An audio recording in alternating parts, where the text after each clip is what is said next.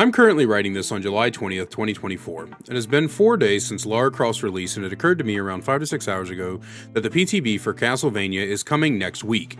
Because the chapter is set to release in August, this means that barely a week will have gone by with a new character before we are getting information on another 2 other characters.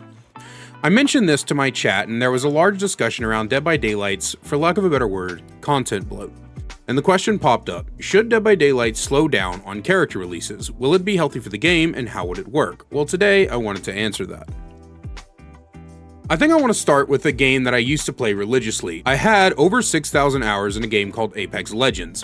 Now, at the time of recording, Apex is currently going through some scandalous shit involving its battle pass. The game is quickly dying out with many content creators in its space moving on to other horizons. I made a video around my feelings for the game already on this very channel last year, and my opinions in that video still hold up.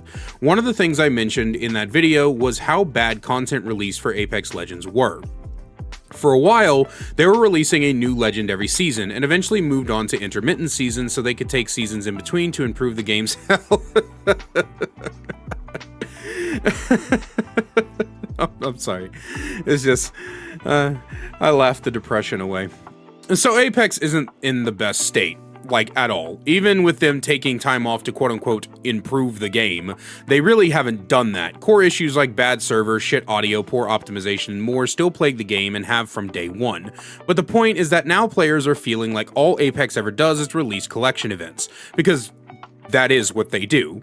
With no new real content like maps, legends, guns, and more, the collection events have overshadowed real releases. Patches feel empty and unappealing because everything is about getting you to spend more money on a game that is slowly dying out, not due to a lack of love for the game, but due to the publisher and developer's own lack of caring about the game's health.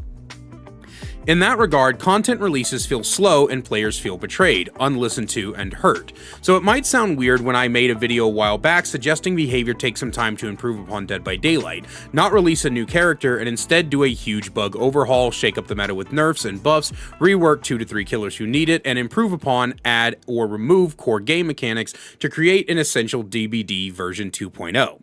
I've long held for a while that we need a 6.1.0 patch every year. As universally hated as it seems to be, I'd argue it's more than likely better for the overall game's health to keep shaking things up, making it feel new and fresh. Some people like Scott Junn think this can't work because how would behavior make money that month? And in my video, which I'm sure he never saw because honestly why would he see any of my videos, I explained that they could recuperate money by having a massive sale on cosmetics and original chapters for the update. It would easily bring returning players, massive sales encourage people to buy things they didn't already own, and it would perform well enough that if the players are kept happy, then they are more willing to spend money.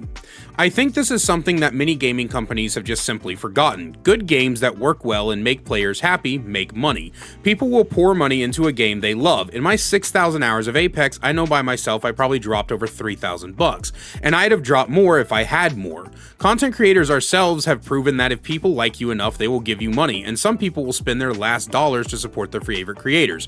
Don't ever do that, by the way. I know some of you love me for whatever daddy issue related reasons you have, but for the love of God, it fits between supporting me and paying your bills, putting food in your stomach, or hell, even just going bowling with the boys, then spend it on yourself, please. For the love of the entity, do not spend your last bit of doubloons on me or literally any other creator. Thank you. In any case, it's important to remember that happiness of your players comes first and foremost. People will support what makes them happy, and happy customers are an endless money printing machine. That being said, there is something to be said about people who want behavior to completely stop with new releases for a while, not just one chapter, but multiple, and I don't agree with this sentiment.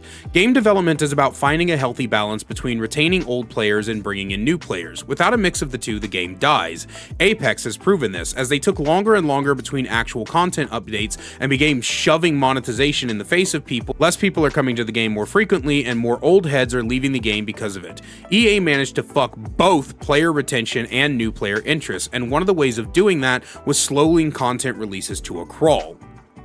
While I fully understand feature bloat is hard in a game like DBD where the learning curve does not stop at learning basic fundamentals and goes on into learning all the different perks, powers, add-ons, and more, I mean, I made an entire video on the complexity of DBD a while back, it's also important to remember that there needs to be a balance. So my solution for this whole thing, in all honesty, is to just slow releases to 4 a year.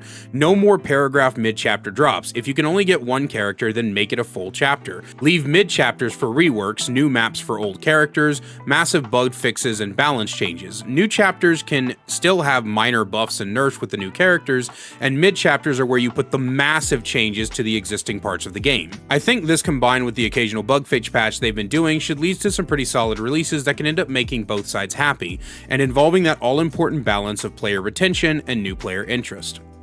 But that's all I have for you guys today. I hope you enjoyed the video, and as always, a great big special thank you to my channel members listed on screen now. If you want to find out how to become a channel member today and get awesome perks like seeing videos early, merch discount codes, and more, then please click that join button down below.